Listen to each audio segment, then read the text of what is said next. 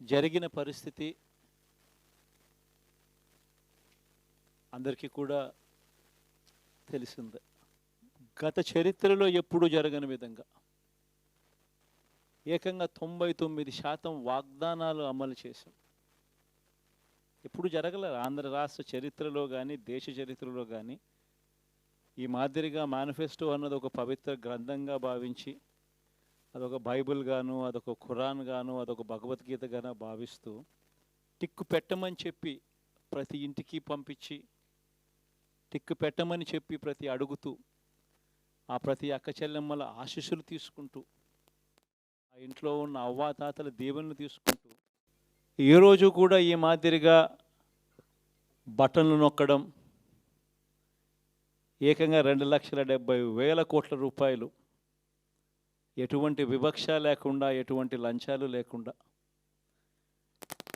ఏ నెలలో ఏమిస్తామో అని ముందే చెప్పి క్యాలెండర్ ప్రకటించి ఆ నెలలో అది తప్పకుండా ప్రతి సంవత్సరం తూచా తప్పకుండా ప్రతి సంవత్సరం అది జరిగేట్టుగా చేస్తూ ఏకంగా 2,70,000 కోట్ల రూపాయల వివిధ పథకాల ద్వారా మాట తప్పకుండా జరగడం కూడా గతంలో ఎప్పుడూ కూడా చూడలేదు, జరగలేదు. ఇవన్నీ కూడా నేను ఏదైతే చెప్తా ఉన్నానో ఇవన్నీ ఎప్పుడూ చూడని మార్పులు, గతంలో ఎప్పుడూ జరగని సంస్కరణలు. విద్యారంగంలో అయితేనేమి, వైద్య రంగంలో అయితేనేమి, వ్యవసాయ రంగంలో అయితేనేమి, సామాజిక న్యాయం అంశంలో అయితేనేమి, మహిళా సాధికారత అంశంలో అయితేనేమి, గవర్నెన్స్ విషయంలో అయితేనేమి ఎప్పుడు జరగని చూడని సంస్కరణలను కూడా తీసుకొచ్చు. ఇవన్నీ నేను ఏదైతే చెప్తా ఉన్నానో ఇవన్నీ మనం చేసి చూపించి ప్రజల మన్ననలు పొందిన తర్వాతే ఎన్నికలకు వెళ్ళాం. ఎన్నికల్లో ఏమైందో తెలీదు.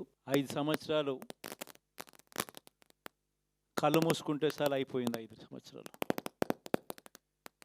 మళ్ళీ 2024 నుంచి 2029 కూడా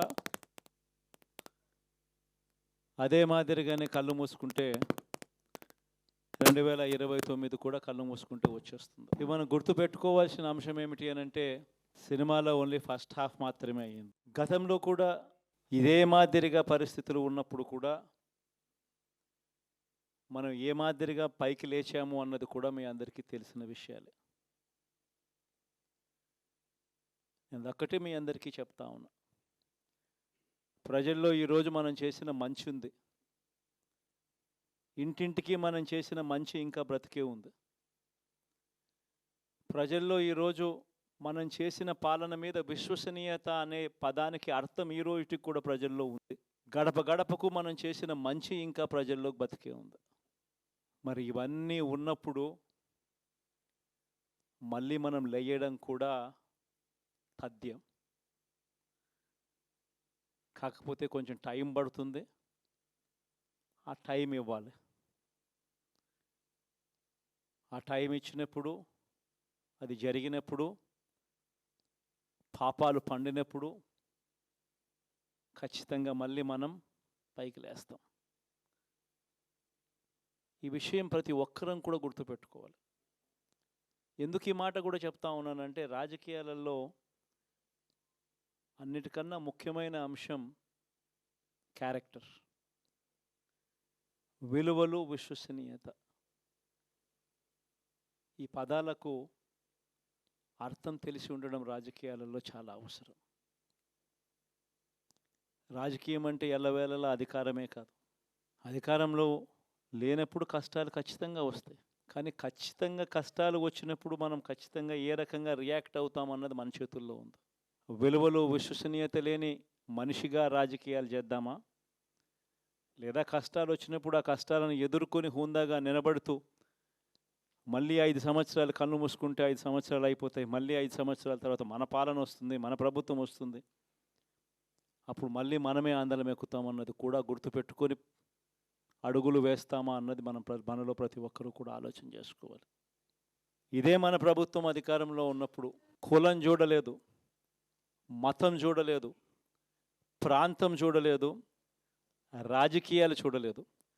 చివరికి ఏ పార్టీకి ఎవరు ఓటు వేశారు అన్నది కూడా చూడకుండా ప్రతి పథకము కూడా డోర్ డెలివరీ చేయించాం మనం. అర్హత మాత్రమే ప్రామాణికంగా తీసుకొని ప్రతి పథకము, ప్రతి మంచి కూడా ప్రతి ఇంటికి డోర్ డెలివరీ చేయించాం. అలా ప్రతి మంచి, ప్రతి పథకము డోర్ డెలివరీ చేసిన ప్రభుత్వం మనదైతే, పాలన మందైతే, ఈరోజు కేవలం వాళ్ళ పార్టీకి ఓటు వేయలేదు అని మాత్రమే,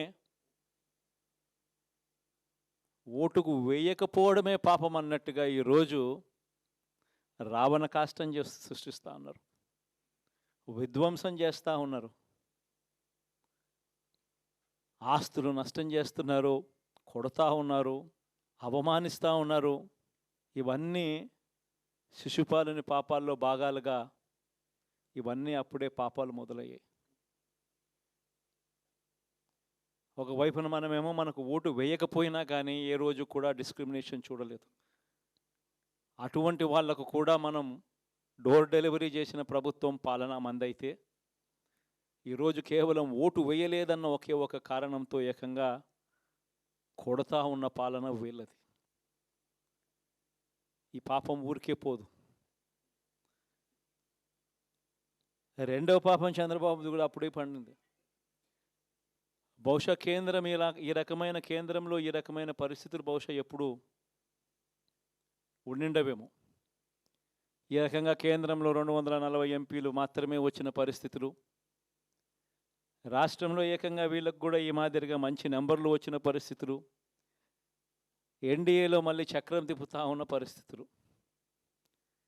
ఇలాంటి పరిస్థితుల్లో కూడా ప్రత్యేక హోదాను అడక్కపోవడం చంద్రబాబు చేసిన మరో పాపానికి కూడా మరో నాంది. ఇలాంటి పరిస్థితుల్లో కూడా ప్రత్యేక హోదా మనం అడిగి తెచ్చుకోలేకపోతే రాష్ట్రంలో ఏ ఒక్క యువకుడు కూడా క్షమించడు చంద్రబాబు నాయుడు. మనం కొంచెం ఈ పాపాలు పండేదాకా మనం గట్టిగా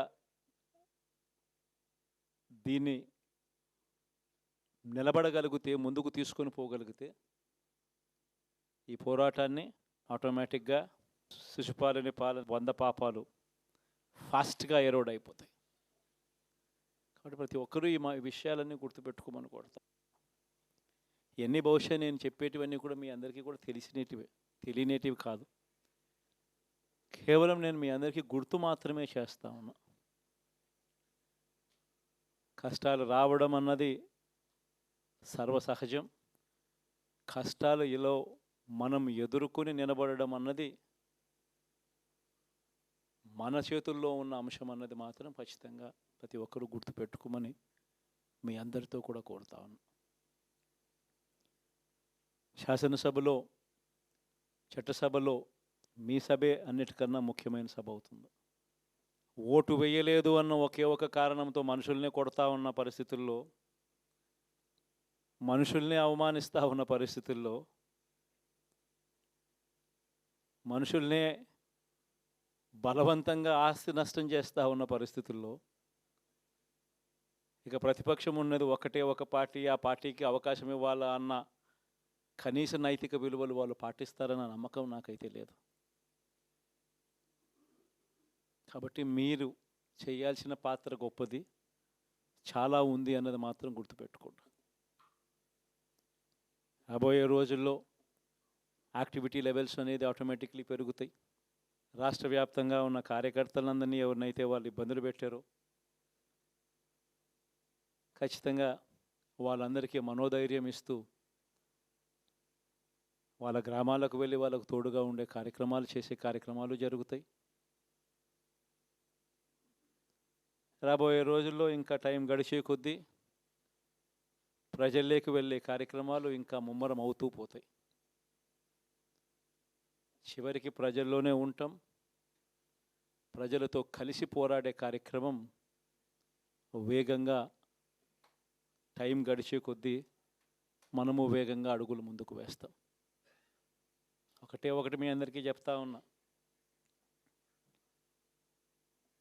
ఏకంగా 14 నెలలు పాదయాత్రలు చేశాం. ఆ వయసు ఈ రోజుటికి నాకుంది. ఆ సత్తువ ఈ రోజుటికి నాకుంది. కాబట్టి మీరు మాత్రం ప్రతి ఒక్కరూ గుర్తుపెట్టుకోండి, ఆ టైం వచ్చేదాకా మీ పాత్ర చాలా కీలకం. ప్రతి ఒక్కరూ ఈ విషయాన్ని మాత్రం గుర్తుపెట్టుకొని మీ అందరితో కూడా సవినయంగా వేడుకుంటా ఉన్నాను.